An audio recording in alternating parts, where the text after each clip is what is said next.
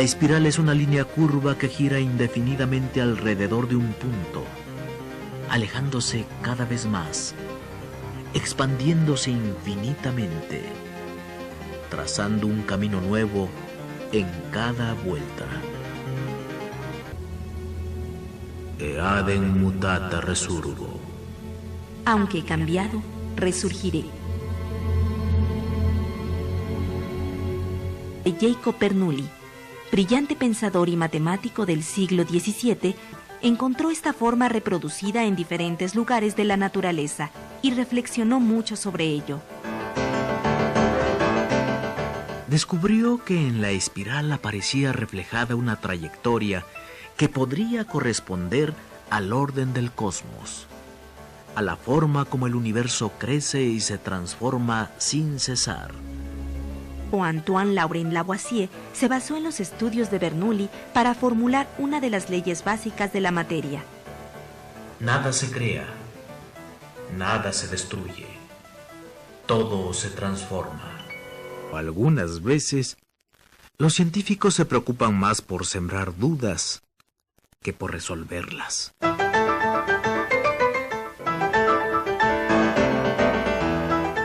Llamamos materia a aquello que ocupa un lugar en el mundo físico, ya sea en estado sólido, líquido o gaseoso. En la actualidad, los hombres de ciencia la definen como una poderosa forma de energía que puede liberarse de un momento a otro.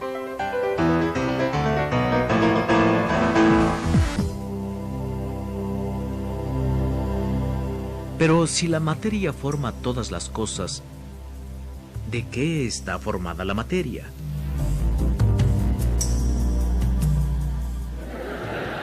Esta misma pregunta fue motivo de una larga discusión en la que participaron los hombres más sabios de Grecia.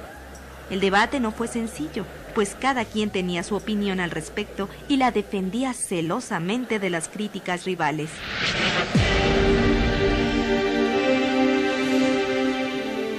Había quienes sostenían que las cosas estaban hechas de agua. Otros, en cambio, afirmaban que estaban hechas de aire. Los más severos creían que el mundo estaba formado con fuego y los más prudentes aseguraban que la materia era toda de tierra. Por lo que se sabe, jamás se pusieron de acuerdo. De entre todos ellos, Demócrito de Abdera fue el único que, al parecer, tuvo algo de razón. Para este pensador, la materia está formada de millones de partículas inmensamente pequeñas e invisibles, a las que llamó átomos.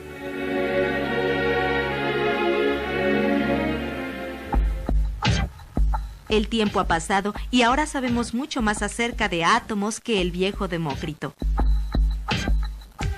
Sabemos que el átomo es la parte más pequeña de un elemento que se puede combinar químicamente y una vez combinado no se puede dividir.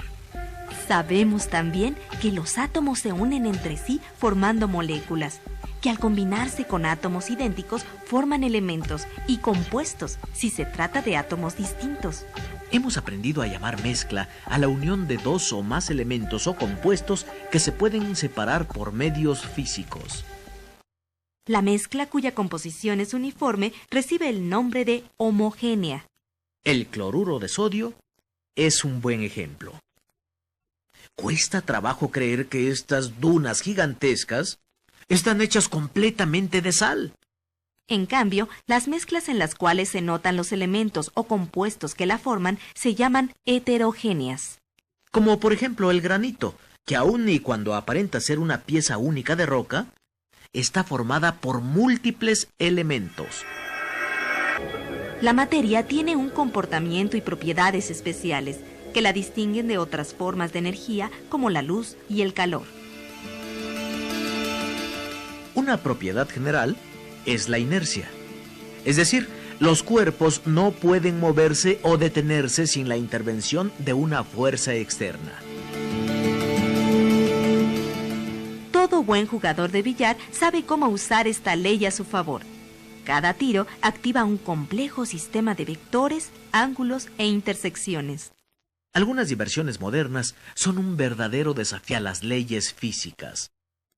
En el salto bungee, la banda elástica a la que uno está sujeto regresa a su forma y tamaño originales, retrayéndose y evitando que nos estrellemos contra el piso. En momentos como este, sería muy bueno que los cuerpos pudieran transponerse unos con otros. Así se ahorraría espacio y se ganaría comodidad. Por desgracia, esto no es posible, pues otra propiedad de la materia es ser impenetrable. De acuerdo con la impenetrabilidad, dos cuerpos no pueden compartir el mismo espacio al mismo tiempo, sino que cada quien ocupa un lugar específico y solo uno. La materia es divisible. No importa qué tan pequeña sea una partícula, siempre se podrá dividir en partículas menores. En la estructura de los cuerpos suele haber espacios o huecos llamados poros. Algunos tienen mayor porosidad que otros.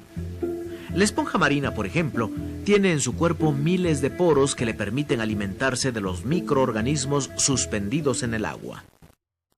El peso es la fuerza de gravedad que nos atrae hacia el centro de la Tierra. Esta fuerza es responsable de mantenernos pegados al suelo y de hacernos caer. El peso está en relación estrecha con la masa, la cantidad de materia de un cuerpo, y con el volumen o la cantidad de espacio que ocupa. Estas propiedades varían de acuerdo a los estados de agregación de la materia. Los sólidos poseen forma y volumen definidos con una estructura y un lugar en el espacio muy precisos. En cambio, los líquidos tienen un volumen propio, pero no tienen una forma específica, y están condenados a adoptar la forma de su recipiente.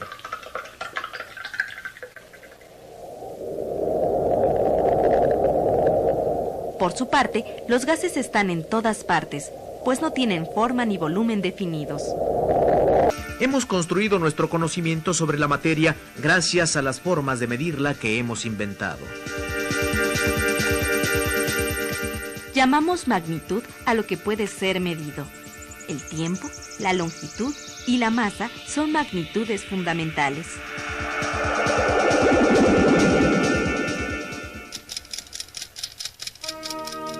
El tiempo es la duración de los hechos. Suele medirse con diversos relojes y cronómetros de manera artificial y natural. Su unidad de medición es un pequeñísimo fragmento de día llamado segundo.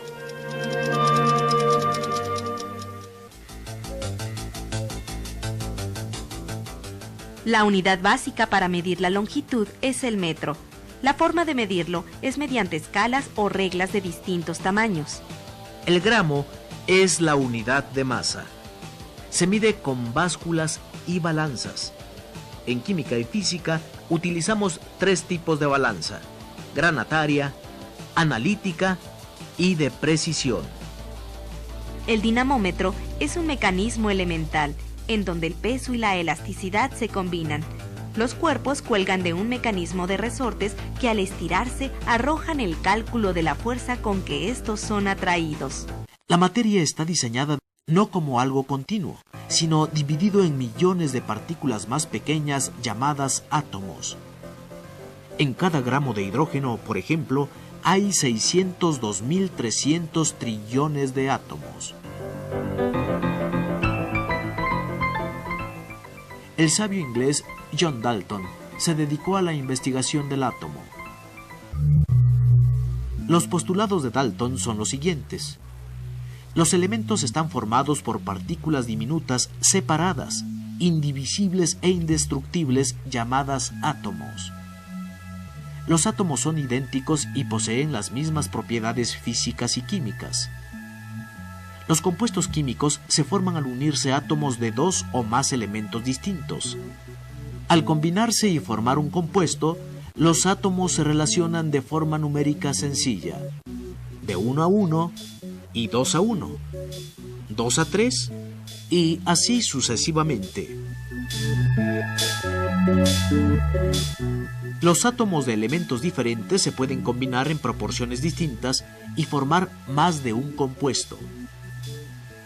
Como podemos ver, Dalton imaginaba al átomo como una esfera sólida, muy pequeña, indivisible y con peso. Con el tiempo, los científicos han diseñado modelos atómicos mucho más exactos que el de Dalton. También han postulado nuevas leyes sobre el comportamiento de la materia. Entre ellas, destacan las llamadas leyes ponderales, que tratan sobre la masa de elementos que se combinan. La ley de los volúmenes de combinación fue desarrollada por el físico francés Joseph Gay-Lussac. Gay-Lussac se interesó principalmente en el comportamiento de gases como el hidrógeno y oxígeno, y dijo que los volúmenes de los gases que reaccionan y los productos gaseosos obtenidos guardan una relación sencilla de números pequeños. La ley de la conservación de la materia dice: la materia no se crea ni se destruye, solo se transforma. Las investigaciones al respecto prosiguen.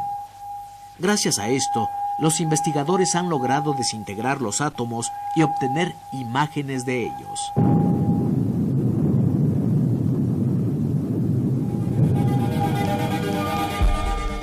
La ley de las proporciones definidas, postulada por Joseph Proust, demuestra que al unirse y formar un compuesto, los elementos se unen en una misma cantidad que permanece fija e invariable. Por ejemplo, al combinar 7 gramos de hierro y 4 gramos de azufre, se obtienen 11 gramos de sulfuro de hierro. Pero ¿qué pasa si a esos 11 gramos de sulfuro de hierro le agregamos una cantidad extra de azufre? Aún tendremos 11 gramos de sulfuro de hierro, ya que el azufre excedente no se combina.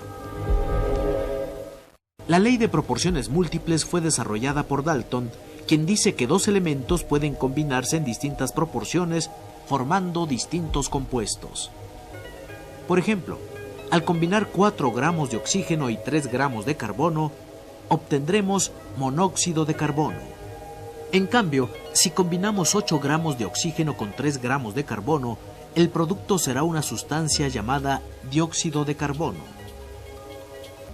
Contemplar la vida y el universo a través de la ciencia también nos ayuda a apreciar su belleza y magnitud.